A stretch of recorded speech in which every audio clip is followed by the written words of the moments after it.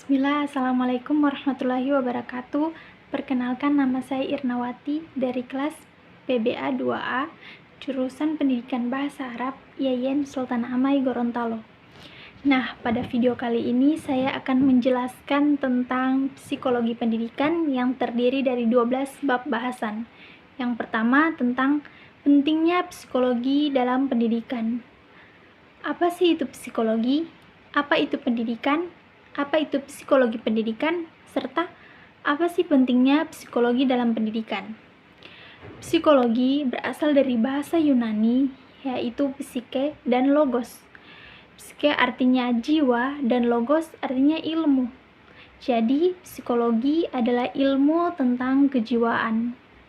Menurut Kamus Besar Bahasa Indonesia, pendidikan berasal dari kata didik yang mendapat awalan menjadi mendidik, yang artinya mengajar atau memberi latihan. Jadi, mendidik adalah proses mengubah tingkah laku seseorang atau sekelompok orang dalam rangka mendewasakan manusia melalui upaya pengajaran dan pelatihan. Lalu, psikologi pendidikan. Psikologi pendidikan adalah ilmu tentang studi sistematis proses-proses atau faktor-faktor yang mempengaruhi pendidikan manusia yang tujuannya untuk kemajuan dan efisiensi di dalam pendidikan tersebut. Nah, apa sih pentingnya psikologi di dalam pendidikan? Sebagai seorang calon pendidik, kita harus menguasai psikologi agar terjalinnya hubungan psikologi yang baik antara guru dan murid di sekolah. Bahasan yang kedua, karena kita membahas tentang psikologi, jadi kita tidak lari dari yang namanya kejiwaan. Materi kedua ini mengenai sifat dan hakikat kejiwaan. Menurut John Amos Comenius, manusia memiliki 3 sifat dasar. Yang pertama, sifat biologis, yaitu manusia tumbuh secara alami dengan prinsip biologis menggunakan lingkungannya. Sifat yang kedua yaitu sifat hewani. Manusia berusaha untuk memenuhi segala hawa nafsunya atau keinginan-keinginannya untuk menyeimbangkan kehidupan. Sifat yang ketiga adalah sifat intelektual. Di sifat ini manusia mampu menemukan benar dan salah, membedakan antara yang benar dan salah, dan mampu mengarahkan keinginan dan emosinya secara tepat. Dari sifat inilah manusia berbeda dari makhluk lain dan meninggikan derajat manusia di antara makhluk yang lain. Hakikat kejiwaan. Hakikat kejiwaan terwujud dari aktivitas-aktivitas dalam jiwa manusia yang menghasilkan segala tingkah laku yang sempurna daripada makhluk yang lain. Nah, dengan adanya sifat dan hakikat kejiwaan ini, manusia lebih utama, derajatnya lebih tinggi daripada hewan, meskipun banyak kesamaan dari sisi biologisnya. Baik, bahasan yang ketiga yaitu mengenai pertumbuhan dan perkembangan.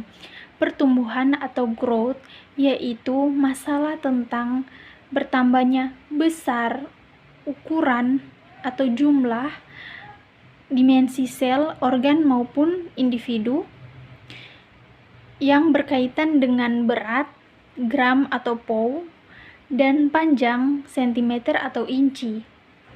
Sedangkan perkembangan atau development adalah kemampuan skill yang menyangkut fungsi struktur tubuh yang dapat diramalkan, termasuk kemampuan dalam emosi intelektual sebagai hasil dari pematangan atau hasil dari interaksi dengan lingkungan. Pertumbuhan dan perkembangan ini tidak dapat dipisahkan karena keduanya berjalan beriringan. Pertumbuhan mengenai kuantitatif dan perkembangan mengenai kuantitatif dan kualitatif. Bahasan yang keempat mengenai hereditas. Apa sih itu hereditas? Hereditas adalah pewarisan sifat dari induk kepada keturunannya, baik secara biologis atau DNA, maupun secara sosial, yaitu gelar, pangkat, jabatan, dan status sosial. Menurut Al-Quran, hereditas yaitu bercampurnya sperma laki-laki dan perempuan. Menurut ahli biologis, setiap sperma laki-laki mengandung sel-sel pembawa sifat. Sedangkan menurut hadis, apabila sperma ayah lebih unggul daripada ibu, maka anak akan lebih condong kepada ayah. Sebaliknya, apabila sperma ibu lebih unggul daripada sperma ayah, maka anak tersebut akan condong kepada ibunya. Bahasan yang kelima yaitu tentang psikologi lingkungan. Psikologi lingkungan yaitu ilmu yang berkaitan dengan lingkungan fisik. Psikologi lingkungan merupakan salah satu cabang ilmu filsafat yang melakukan pengamatan bahwa sifat atau tingkah laku seseorang berdasarkan dari faktor eksternal atau lingkungannya. Dalam psikologi lingkungan, teori berorientasi pada lingkungan. Salah satu aplikasinya adalah geographical determinant, yaitu tingkah laku atau sifat seseorang ditentukan di mana ia tinggal, apakah tinggal di pesisir, di pegunungan, atau di daratan, maka di mana lokasi ia tinggal dan berkembang akan menghasilkan sifat atau tingkah laku yang berbeda pula.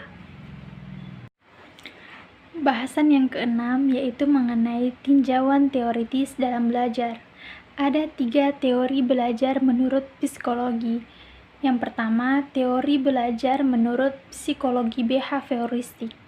Guru yang memiliki pandangan teori ini berpendapat bahwa tingkah laku murid merupakan reaksi terhadap lingkungan pada masa lalu dan masa sekarang, yang hasilnya adalah merupakan proses belajar.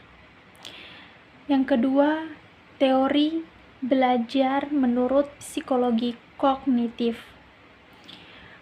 Dalam teori ini, segala sesuatu atau tingkah laku didasarkan pada kognisi, yaitu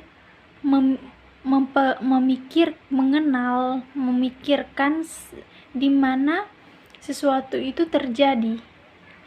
Dalam situasi belajar, seseorang yang terlibat langsung dapat memikirkan dan langsung menemukan insight pemecahan masalah. Yang ketiga yaitu teori belajar menurut psikologi humanistik. Menurut teori ini, yaitu seseorang melakukan penyusunan materi pembelajaran sesuai dengan keinginan atau kondisi hati seorang siswa. Kita masuk pada bahasan yang ke-7, yaitu intelijensi.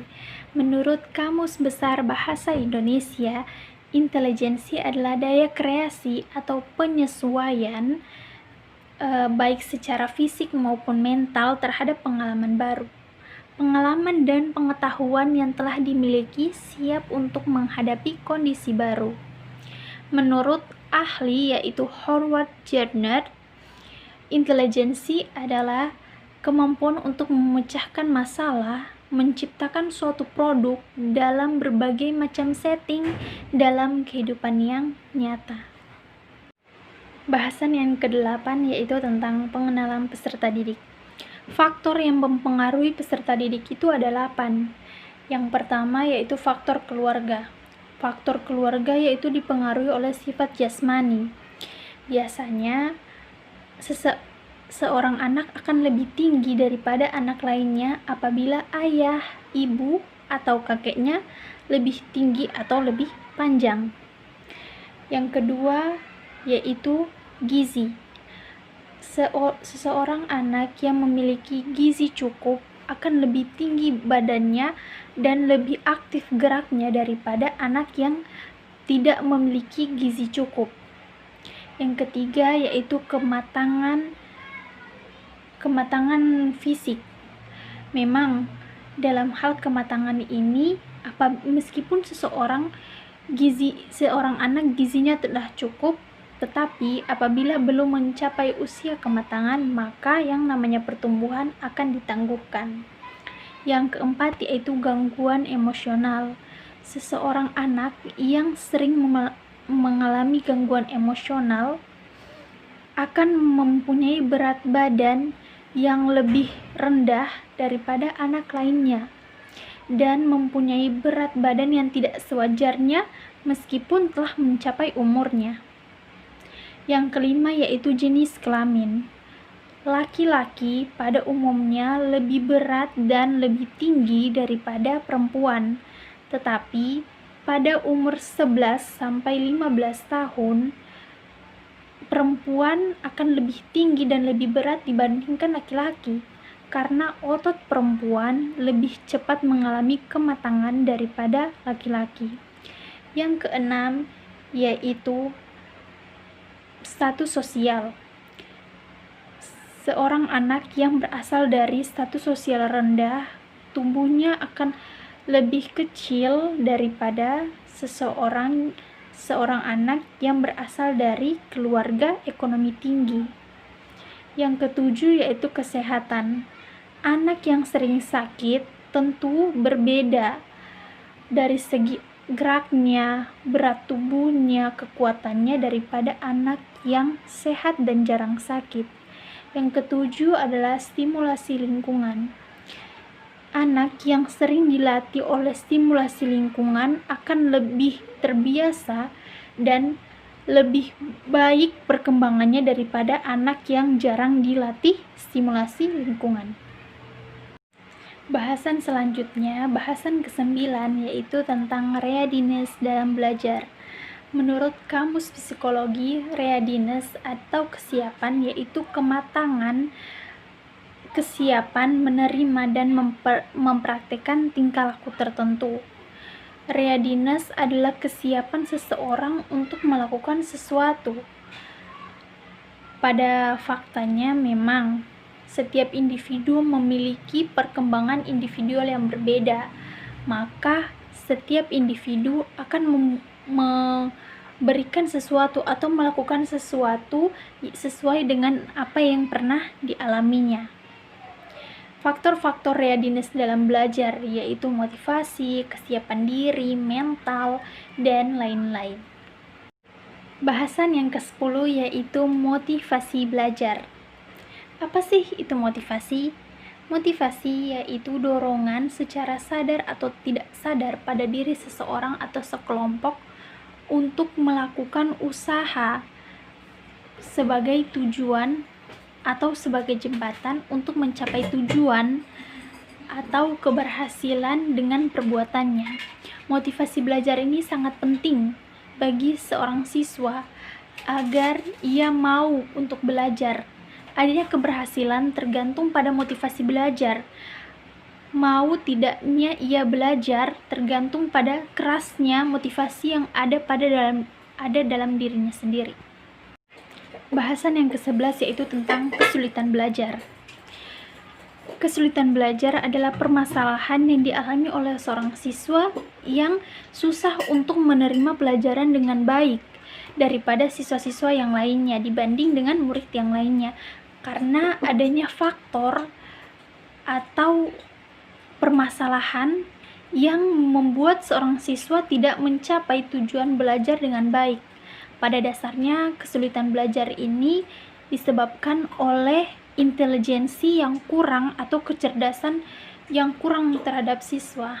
Namun, pada faktanya ada pula kesulitan belajar disebabkan karena kurangnya sarana dan prasarana, ada pula dari segi psikologis, segi fisiologis, dan lain-lain. Bahasan yang terakhir yaitu bahasan ke-12 mengenai aplikasi psikologi belajar. Aplikasi yaitu alat terapan yang dioperasikan secara khusus dan terpadu sesuai kemampuan yang dimilikinya. Belajar yaitu suatu perubahan yang dilakukan oleh seseorang agar berguna bagi dirinya dengan melakukan interaksi dengan lingkungan di sekitarnya.